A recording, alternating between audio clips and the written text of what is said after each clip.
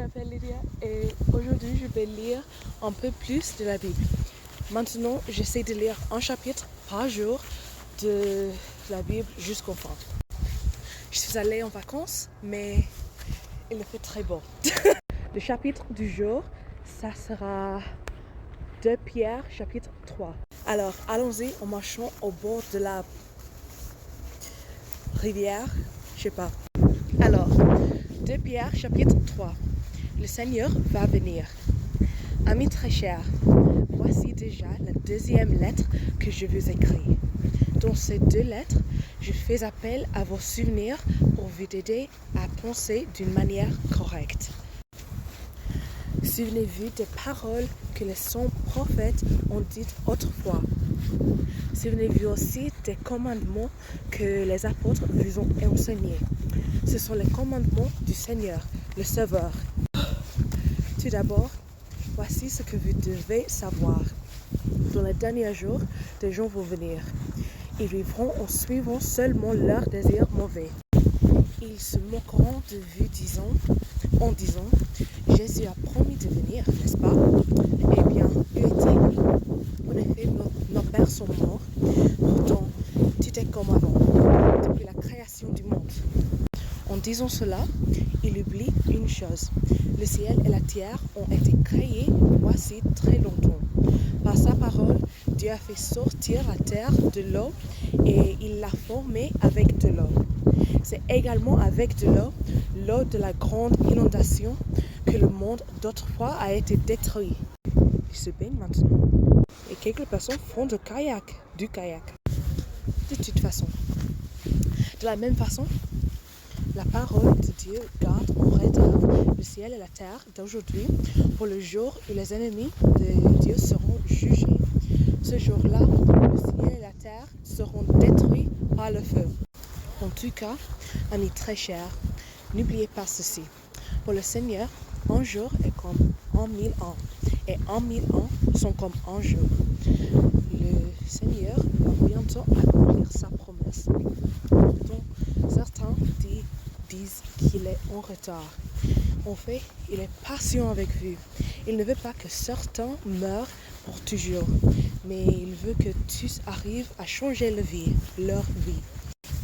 Le jour du Seigneur viendra comme un voleur. Ce jour-là, le ciel disparaîtra avec un bruit terrible.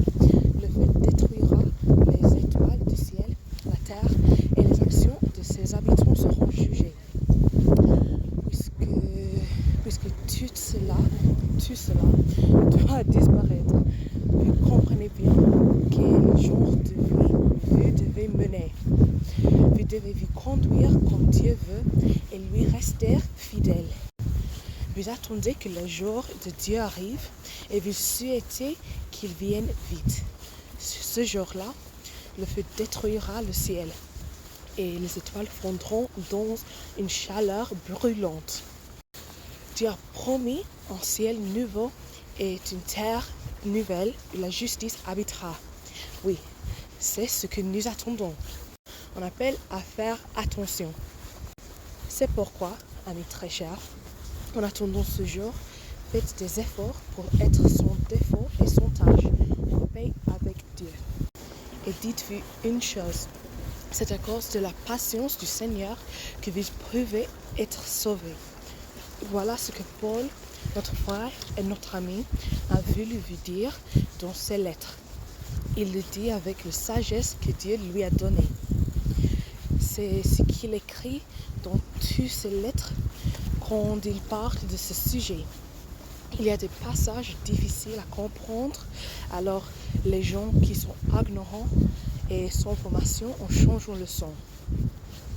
Ils font d'ailleurs la même chose avec d'autres passages des livres saints. En agissant ainsi, ils se détruisent eux-mêmes. Mais vous, amis très chers, maintenant je vous ai prévenu. Faites donc attention. Ne vous laissez pas tromper par les erreurs des ennemis de Dieu. Ainsi, vous pourrez rester solide dans la foi. Que la mort et la connaissance de Jésus-Christ, notre Seigneur et notre Sauveur, grandissent en vous. Rendons-lui gloire dès maintenant et pour toujours. Amen. Alors, merci de m'avoir écouté aujourd'hui et de lire la Bible avec moi. J'essaie de continuer pendant les vacances et j'espère vous voir demain, peut-être dans le matin, j'ai pas. Au revoir, bonne journée.